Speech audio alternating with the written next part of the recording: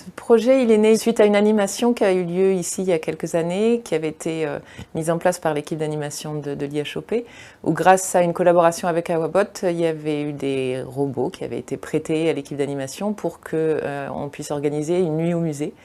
Et on avait été très surprise de l'excitation et de l'engouement des enfants sur cette manifestation et sur le fait de pouvoir participer à un événement comme celui-ci sans être sur place. On s'était dit que finalement, ces robots-là, ils pourraient aussi être utilisés non pas uniquement pour des événements festifs type la nuit au musée, mais aussi pour la vie de tous les jours. Et que pourquoi pas mettre un robot à la maison pour finalement faire une présence et faire que les enfants puissent quand même vivre les moments qui se passent en famille.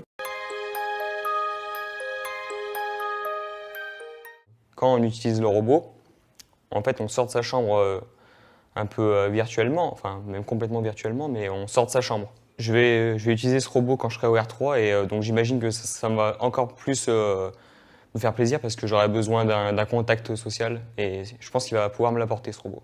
Je pense pas que ça va me faire de la peine, par exemple, de ne pas être avec ma famille et que moi je suis à l'hôpital. Je pense plus qu'au contraire, je vais être avec elle grâce au robot. Ça nous permet de voir autre chose que l'hôpital.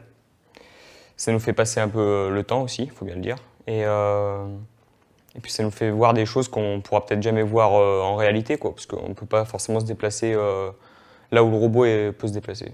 Cette mise à disposition de technologies apporte quelque chose de positif dans la prise en charge d'un cancer de l'enfant et de l'adolescent et leur permettent de mieux vivre leur maladie et peut-être mieux guérir.